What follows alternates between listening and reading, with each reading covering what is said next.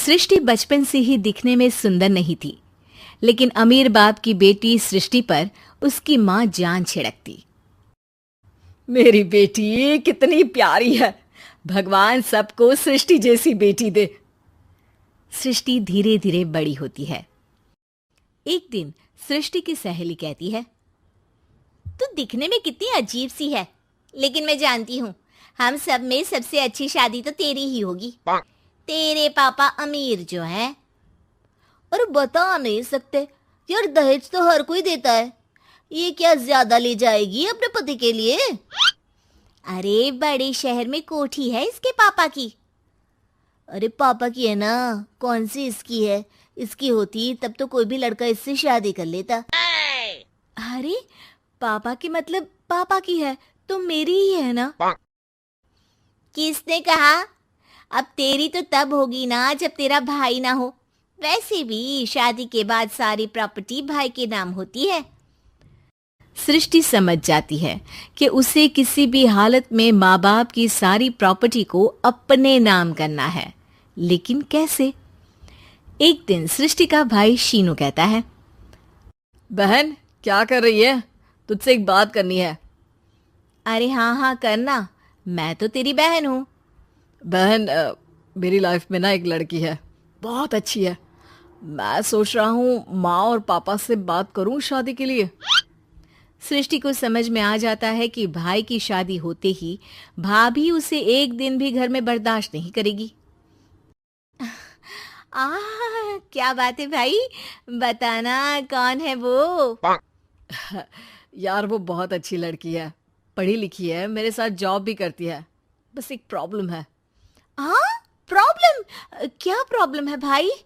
यार वो शादीशुदा है, लेकिन उसके पति ने उसे सिर्फ इसलिए छोड़ दिया क्योंकि उसके माँ बाप दहेज नहीं दे पाए। सृष्टि ये सुनकर न जाने क्यों खुश हो जाती है। अरे भाई तो क्या हुआ, लड़की तुझे तो पसंद है ना? शीनू को लगता है कि बहन उसे समझ रही है। वो इस बात से अनजान होता है कि उसकी बहन की मंशा पूरा घर हड़पने की है। सृष्टि अपनी माँ से कहती है, मम्मी मुझे तो बहुत चिंता है। पता है शीनू क्या कर रहा है? अरे क्या कर रहा है? वो तो काम पर जाता है और वापस घर आता है। नहीं ना माँ, वो यही तो नहीं कर रहा, बाकी सब कर रहा है। आपको पता है उससे प्यार है, और वो भी एक शादीशुदा लड़की से।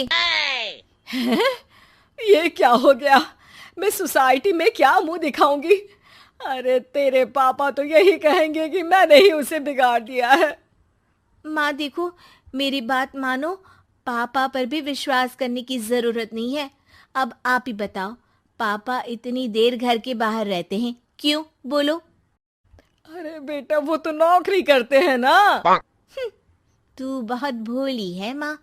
पापा का ऑफिस तो 7 बजे खत्म हो जाता है, लेकिन देखो कितनी देर से आते हैं। अरे नहीं नहीं बेटा, ऐसी कोई बात नहीं है। सृष्टि माँ को एक औरत से बात करते पिता की फोटो दिखाती है। देखो माँ, कैसे हैं पापा? मैं ना कहती थी कि पापा सही नहीं है।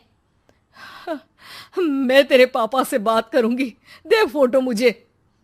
ओ माँ, वो तो डिलीट हो गई। लेकिन चल, तूने तो देख लिया ना।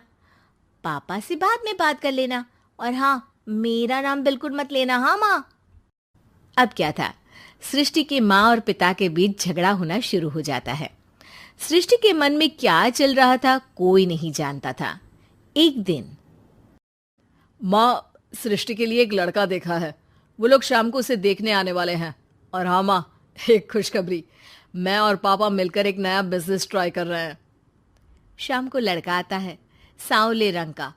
सृष्टि को तो बिल्कुल भी पसंद नहीं आता। लड़की की माँ कहती है, लड़की का चेहरा तो कोई खास नहीं, लेकिन अगर मेरे बेटे को आप लोग सेटल कर दें तो मैं उसकी शादी आपकी बेटी से करवा दूं। सृष्टि को लड़का बिल्कुल पसंद नहीं था। उसे भाई पर गुस्सा आ जाता है। लड़के वालों के जाने के बाद कहती है, माँ देखा, शीनू मेरे लिए कैसा लड़का लेकर आया। न दिखाने लायक न सुनने लायक, सेटल भी नहीं, वो भी हम करे। अरे माँ, मैं जानती हूँ ये मेरी शादी किसी भी घर में क्यों करवाना चाहता है। अरे कैसी बात कर रही है बहन? तूने तो देखा ना, लड़के को मैंने ही मना कर दिया तुझसे शादी के लिए। जिसने लड़का बताया था उसने उसकी बहुत तारीफ की थी। बात आई गई हो जाती है, लेकिन सृष्टि का मन शांत नहीं होता। क्या करूं, कुछ समझ में नहीं आ रहा। मेरी शादी हो गई तो ये लोग पूरी प्रॉपर्टी शीनू के नाम कर देंगे, मेरे हाथ तो कुछ लगेगा ही नहीं। तभी सृष्टि को आइडिया आता है। वो किसी वकील को फोन करती है। जी देखिए, अगर आपके मम्मी पापा का तलाक हो जाता है तो आपके पिता की आधी प्रॉपर्टी आपकी माँ के नाम हो जाएगी, फिर उसे वो किसी को भी दे सकती है। सृष्टि अब माँ को बेटे के खिलाफ भरती है। माँ, शीनू पर नजर रखा करो, वो जिस लड़की के प्यार में है ना वो शादीशुदा है। यहाँ आएगी, सारा पैसा रुपया जमीन जायदाद सब हड़प लेगी। पापा का भी हाल तुमसे छुपा नहीं है। ऐसा ना हो कि मैं और आप एक दिन सड़क पर भीख मांगे। हे भगवान, मैं तो जीते जी मर जाऊंगी अगर ऐसा हो गया तो। ऐसा हो गया नहीं माँ, ऐसा ही होगा।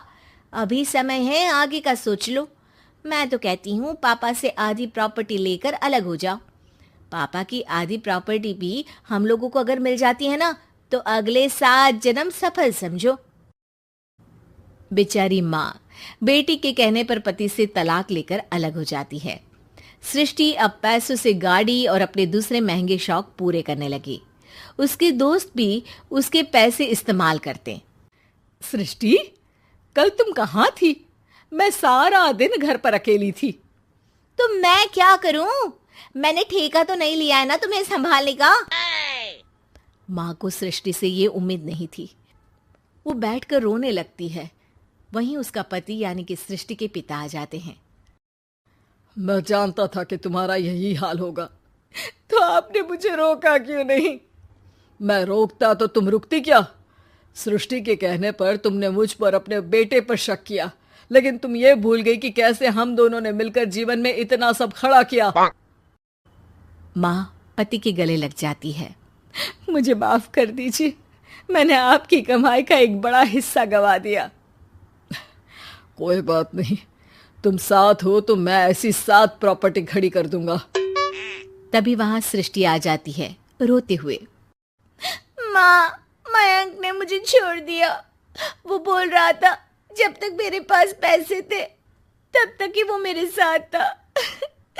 पापा, माँ, मुझे माफ कर दीजिए।